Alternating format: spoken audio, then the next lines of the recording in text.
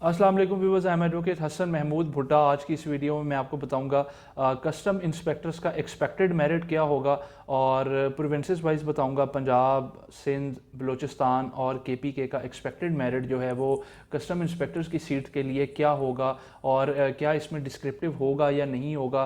Paper का analysis भी थोड़ा बहुत किया जाएगा इस वीडियो के अंदर। तो व्यूअर्स, अगर आपने कोई भी बात मुझे पूछनी है तो आप नीचे मुझे कमेंट सेक्शन में बता सकते हैं। साथ ही साथ डिस्क्रिप्शन में मैं अपना ईमेल भी दे दूंगा, ताकि आपको अगर कोई भी आपके सवालात हैं तो वो आपको आसानी जो है मैं उनका आंसर कर सकूं। ठीक हो गया। तो व्यूवर्स, पहली बात तो ये है कि कस्टम इंस्पेक्टर्स की जो सीट है, ठीक है, कस्टम इंस्पेक्टर की सीट बेसिकली ये seat federal public service commission के थ्रू इसका पेपर लिया गया। डिस्क्रिप्टिव होगा या नहीं होगा? इसका डिस्क्रिप्टिव बिल्कुल होगा। ठीक है। ADASF का लास्ट भी वीडियो मैंने बनाई थी, उसमें मैं आपको फिर से बताता चलूँ कि ADASF का डिस्क्रिप्टिव नहीं है, लेकिन कस्टम इंस्पेक्टर का डिस्क्रिप्टिव होगा।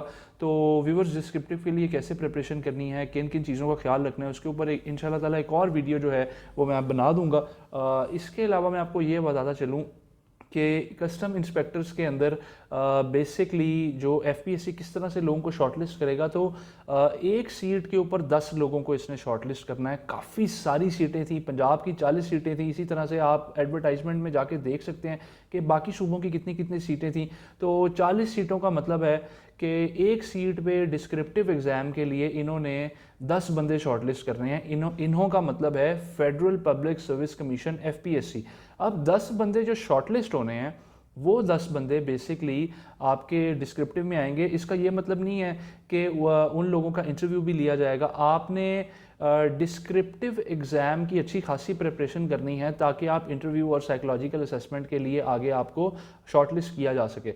अच्छा, तो व्यूवर्स, इसमें एक और चीज़ है वो मैं आपको बताता चलूँ, वो ये है जो कि बहुत ज़्यादा इंपॉर्टेंट है। 40 सीट्स जो थी वो पंजाब की थी। 40 सीट्स का मतलब है कि 400 लोग उन्होंने पंजाब से डिस्क्रिप्टिव एग्ज़ाम के लिए सेलेक्ट करने हैं। मेरिट के ऊपर भर्तियां होती हैं किसी किस्म के। अक्सर औकात लोग ये पूछते हैं कि जी ये तो FPSC पैसे लेके लोगों को भर्ती कर लेता है, पंजाब पब्लिक सर्विस कमीशन इस तरह से करता है जी, पैसे ले लेता है। तो ये सारी बातें फजूल हैं, आप इनके ऊपर ध्यान ना दें। अगर आपने कुछ करना है ना तो आपको मेहनत करनी है, अल्लाह ताला से दुआ करें। अल्लाह ताला से दुआ करने के बाद ही आप लोग इसमें कामयाबी पा सकते हैं। दूसरा, अपने पेरेंट्स का और अपने साथ वाले जो आपके दोस्त हैं, रिश्तेदार हैं, उनका ख्याल रखें। लोगों की दुआएं हासिल करें। जितनी ज़्यादा दुआएं लेंगे उतना ज़्यादा सीट को क्लियर करना आपके लिए आसान हो जाएगा। अच्छा, तो बात हम लोग कर रहे थे कि जी एक्सपेक्टेड मेरिट क्या होगा। तो पंजाब का जो एक्सपेक्टेड मेरिट है for descriptive test, not for the interview, ठीक है, वो अराउंड 65 to 70 रहेगा। ठीक है, क्योंकि इसके अंदर कंप्यूटर का पोर्शन आया था इस दफ़ा कस्टम इंस्पेक्टर के पेपर में, और बहुत सारे लोगों का कंप्यूटर साइंसेस जो हैं वो काफ़ी ज़्यादा वीक हैं। उनको बेसिकली कंप्यूटर साइंसेस का इतना ज़्यादा इल्म नहीं है, या उन्होंने अगर इल्म है भी तो इस पेपर के अंदर जो है उन्होंने इसकी तैयारी उस तरह से नहीं की। उन्होंने कहा कि क्योंकि कंप्यूटर साइंसेस का जो सिलेबस में कोई जिक्र नहीं किया गया था, तो इस वजह से कंप्यूटर साइंसेस का पोर्शन जिन बच्चों ने प्रिपेयर किया हुआ था वो तो चलो ठीक है, लेकिन जिन्होंने प्रिपेयर नहीं किया हुआ था उनका वो पोर्शन अच्छा नहीं हुआ। मैथमेटिक्स का पोर्शन जो है, कुछ लोगों के मिक्स कमेंट्स हैं जिन्होंने पेपर दिए। बहुत सारे लोगों ने मुझसे बात की, मुझे अपना एक्सपीरियंस बताया। उन्होंने कहा कि सर हमारा मैथ का पोर्शन, किसी ने कहा बहुत अच्छा हुआ, किसी ने कहा बहुत ख़राब हुआ।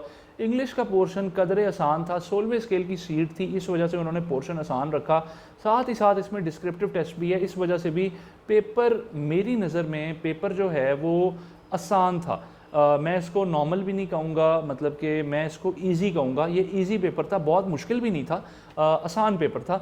अगर थोड़ी सी आपकी अच्छी प्रिपरेशन है तो आप आसानी इसमें क्लियर हो सकते हैं। स्ट्रेंथ काफ़ी कम थी। सबसे मज़े की चीज़ जो है वो ये है कि बहुत सारे लोग कस्टम इंस्पेक्टर के पेपर में अपीयर ही नहीं हुए, तो उसमें आप लोगों का एक और दरवाज़ा खुल जाता है, ठीक है, कामयाबी की तरफ कि जी कंपटीशन जो है वो थोड़ा सा कम होगा, बहुत ज़्यादा कम नहीं होगा। कुछ बच्चों ने कहा कि सर हम लोग सेंटर में गए, सिर्फ 8 बंदे थे, 10 बंदे थे, 15 बंदे थे। तो भाई देखें, थ्रू आउट द पंजाब सिर्फ आपका सेंटर नहीं है, पंजाब में मुख्तलिफ डिस्ट्रिक्ट्स में, डिवीज़न में सेंटर बनाए गए और वहाँ पर डिफरेंट बच्चों ने पेपर दिए। लेट सपोज 40 सीटों पे अगर 4000 बंदा भी पढ़ के पेपर दे रहा है तो मेरे ख्याल से ये अच्छा भला टफ कंपटीशन है। इसको आपने आसान नहीं लेना, आपने ये नहीं समझना कि ये बहुत आसान है तो जी हमारा तो बड़ा इजीली जो है इसमें चीज़ें हो जाएंगी। तो व्यूवर्स इसमें मैं आपको ये बताना चलूँ, जो पंजाब का मेरिट है वो 65 to 70% रहेगा। सिंध का जो मेरिट है वो भी तकरीबन 65 to 70% रहेगा। बलूचिस्तान का 60 to 65 हो सकता है, और KPK का जो है वो भी 65 to 70% रहेगा। इसमें एक और चीज़ है कि नेगेटिव मार्किंग नहीं थी, ठीक है, कस्टम इंस्पेक्टर के पेपर में नेगेटिव मार्किंग नहीं थी। तो आप में से बहुत सारे कैंडिडेट्स जिनके 70-75 प्लस मार्क्स हैं, तो आप सिर्फ़ और सिर्फ एक काम करें, अल्लाह ताला से दुआ करें, नमाज़ पढ़ें, और आप अल्लाह ताला से अच्छी खासी आपको दुआ करनी चाहिए कि आपका डिस्क्रिप्टिव एग्ज़ाम के लिए आपको शॉर्टलिस्ट कर लिया जाए। तो इंशाल्लाह ताला आप ज़रूर शॉर्टलिस्ट होंगे। एक और चीज़ है कि आप में से जिन लोगों के मार्क्स 50 से कम हैं वो फेलिंग कैंडिडेट्स में आ जाते हैं, उसमें वो आपको उस तरह से शॉर्टलिस्ट नहीं किया जाएगा। तो अगर आपके 50 से ऊपर हैं तो आप समझ लें कि आपका कुछ ना कुछ अच्छा बन सकता है। अच्छा, तो व्यूवर्स इसके अलावा एक और चीज़ मैं आपको बताता चलूँ कि करंट अफेयर्स का पेपर था, जो करंट अफेयर्स का बेसिकली इसमें पोर्शन था, उसको अगर आप देखें कस्टम इंस्पेक्टर के पेपर में तो बड़े ही रेलिवेंट किस्म के क्वेश्चंस पूछे गए, और इस तरह के सवालात थे कि जो इंसान न्यूज़पेपर पढ़ता है, उसके साथ साथ TV बाकायदगी से देखता है, BBC देखता है, न्यूज़पेपर पढ़ता है, इन चीज़ों पे ध्यान दें, क्योंकि यही चीज़ें आपको आगे लेके जाएंगी। खाली किताबों का रट्टा मारने से कोई फ़ायदा नहीं है। अगर आप किताबों के रट्टा पे रट्टा मारते रहेंगे तो उसका यकीन जाने कोई फ़ायदा नहीं है। अच्छा, तो व्यूवर्स जैसा कि मैंने आपको बताया कि ये मेरिट एक प्रिडिक्शन है, ठीक है, पास्ट पेपर्स का, पास्ट रिज़ल्ट का एनालिसिस लगाते हुए ये एक प्रिडिक्शन है। ये 5-7% ऊपर भी जा सकता है, 5-7% नीचे भी हो सकता है। हो सकता है KPK का मेरिट इस दफ़ा ज़्यादा हो जाए, हो सकता है सिंध का मेरिट इस दफ़ा ज़्यादा हो जाए। बट देखने में, अगर हम देखें हिस्ट्री में देखा जाए, अगर हम कुछ पास्ट पेपर्स को देखते हैं, पास्ट रिजल्ट्स को देखते हैं, तो पंजाब का मेरिट हमेशा थोड़ा सा जो है वो ज़्यादा होता है, 75 के अराउंड भी आ सकता है। लेकिन ये नहीं है कि मेरिट आपका 90 पे जा रहा है, 95 पे जा रहा है, क्योंकि मेजॉरिटी ऑफ द कैंडिडेट्स जिन्होंने मुझसे अपना एक्सपीरियंस शेयर किया, उन्होंने कहा कि सर हमारे जो मार्क्स हैं वो 65 to 70 के अराउंड में हैं। डिफरेंट प्रोविंसेस में जिन लोगों ने पेपर दिए। तो डिस्क्रिप्टिव की तैयारी करो, डिस्क्रिप्टिव की तैयारी के लिए एक और वीडियो बना दूंगा, और इसी तरह से पढ़ते रहो, मेहनत करते रहो। इंशाल्लाह ताला एक दिन ज़रूर सरकार की खिदमत करने का आपको मौका मिलेगा। व्यूवर्स अपना बहुत सारा ख्याल रखना, मुझे अपनी दुआओं में याद रखना। इंशाल्लाह ताला मिलेंगे नेक्स्ट वीडियो में, तब तक के लिए अल्लाह हाफिज़, अल्लाह निगहबान।